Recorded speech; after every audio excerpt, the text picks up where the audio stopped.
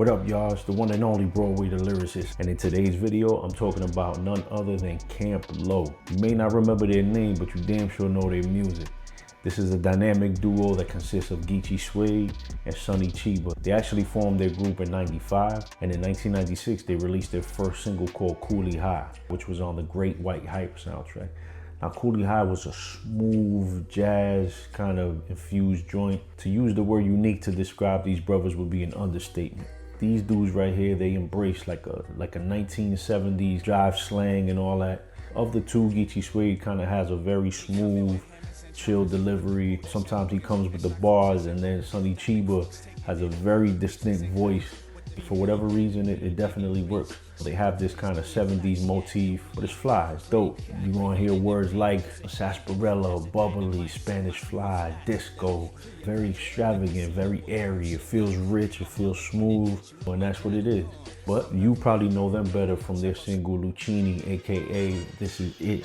Luchini became a crossover hit in '97, breaking into the top 50 of the Billboard Hot 100, and then they reached the top 5 on the Hot Rap Singles chart. Following that, they released their debut album, Uptown Saturday Night, in January of '97. And it was widely acclaimed, praised for their unique style, their unique flow, and produced a sleeper of an album that was fire from top to bottom. The majority of the album was produced by Ski Beats, who produced a lot of records for Jay-Z, mainly on the Reasonable Doubt album. So they definitely had some top-notch production.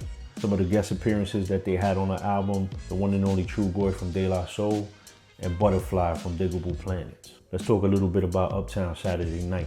From the opener, Crystal Carrington, I assumed that because it had that 1970s kind of jive feel to it, that it was gonna have skits and stuff like that, but they got straight into the music, and Crystal Carrington comes in hard.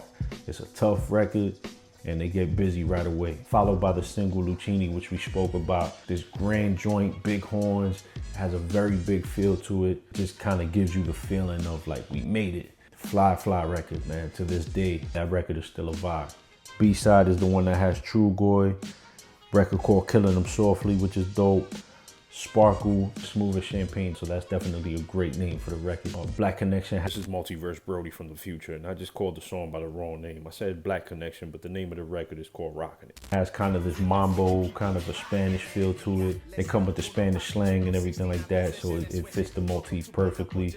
Swing is the record that includes Butterfly from Diggable Planets. Dope, fun record. Black Nostaljack was another one of my favorite joints.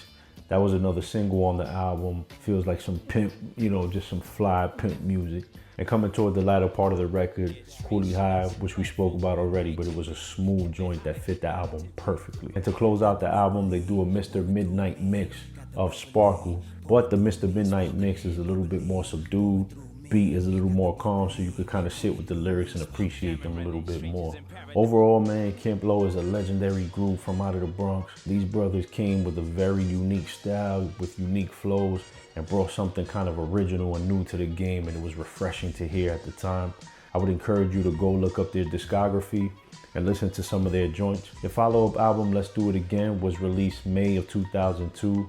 Wasn't as well received as the first one. You know how the game goes, man. When you create something as original as they did in '97, it's very difficult to kind of catch fire the same way that they did the first time. But I would encourage you to go listen to Camp Lo's music, look up their discography, man, and maybe you'll discover something that you never heard before. Ladies and gentlemen, that was another segment of hip-hop albums that are not spoken about enough. If you have an album that you think is slept on and they don't talk about it enough, be sure to put them down in the comments. I want to thank some of my subscribers who have been giving me suggestions on albums that I should listen to, and I promise you I'll get around to those whenever I get a chance. But I want to thank you guys for your continued support.